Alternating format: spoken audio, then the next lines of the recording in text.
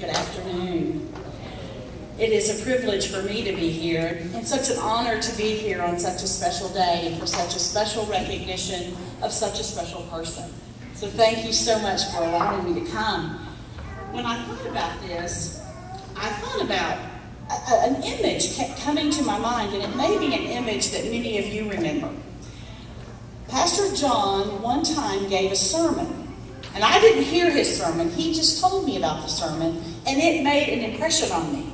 So I can imagine for those of you who actually heard it, it probably is in your mind as well. It was a sermon where he used a bag of grapes.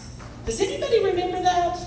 He had a bag of grapes. And you remember this, telling me this story about the bag of grapes? And I couldn't believe that he had done this. He had taken these grapes, they were in a bag, and his sermon was on what it was like to be Christian and to be in a community together and what it meant to be community.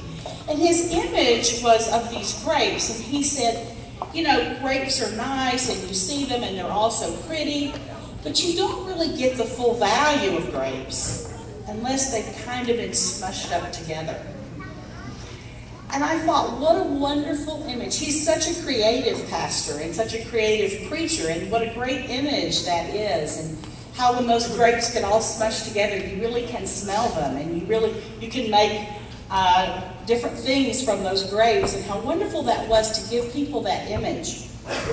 And so, as I thought about what I wanted to share with you today, I thought, you know, I've known Pastor John almost 20 years.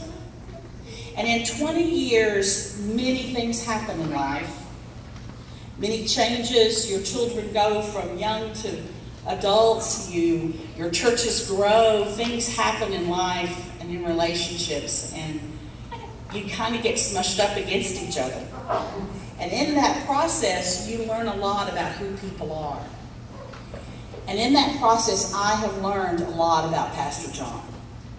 And the things that I have learned are the same things you have learned. The same things we've heard all afternoon from people. His wonderful gift of loving others, of training others, of pouring his life into teaching others, into growing churches, all of those things that we all know and value about him. But in 20 years, if you just know a person 5 minutes, 10 minutes, even a year, they can kind of fool you. But 20 years, 30 years for some of you, you can't fool people then. Their true character comes out. And Pastor John, I'm just so grateful to be your friend, to be your co-worker, your colleague, to be able to have been smushed up against you and to see what's really on the inside and to know your true character and what a blessing that is. Some things you may not know about Pastor John is his involvement with the Baptist General Convention of Texas. He was actually the first intercultural pastor to ever give an address, a sermon, at our annual meeting. It was only about, 5 years ago, probably, when he did that. He is a member of our executive board of the Baptist General Convention. And in that role, leads our convention towards the future. He helped us select, he was on the committee that selected our new executive director. He has been a member of the Intercultural Advisory Council for about 6 years. He was one of when the group first started, he was one of our first members in the advisory council. He's also a member of our Intercultural Strategic Partners, which is part of what we do to promote mission work around the world, and he has been there as a vital member of that team. So we love and appreciate all that you have done. But for encouragement, I thought, how do you encourage a person who's spent his whole ministry encouraging others? Me included. He has been a great encouragement to me and the ministry that I have had and others at the BGCT. So what do I do to encourage him? And then I was reading the Bible. And it's a familiar passage, I'm sure, to all of you. It's the passage about the sower and the seeds. You know the story? It's found in Mark.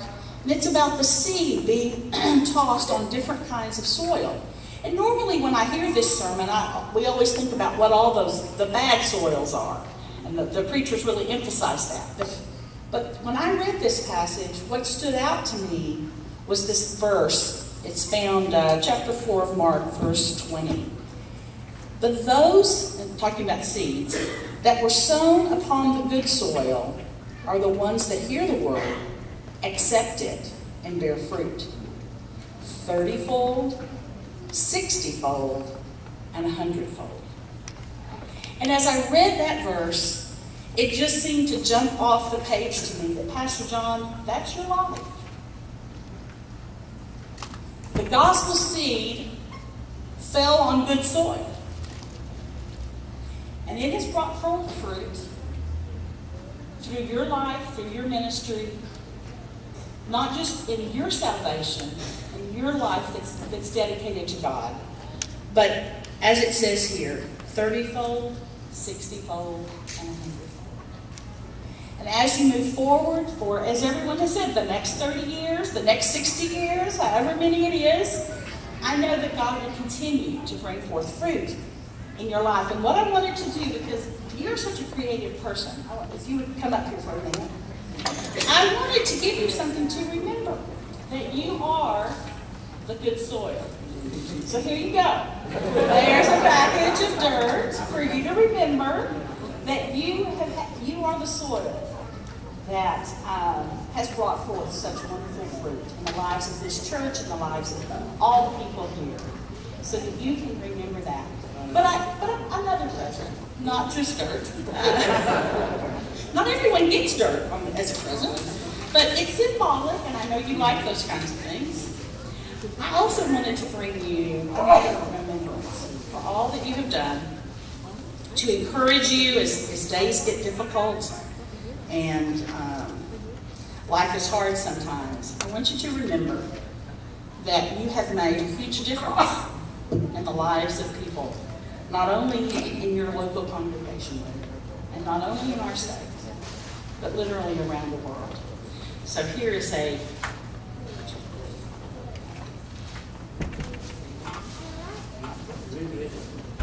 it is just a plaque for him, for his desk.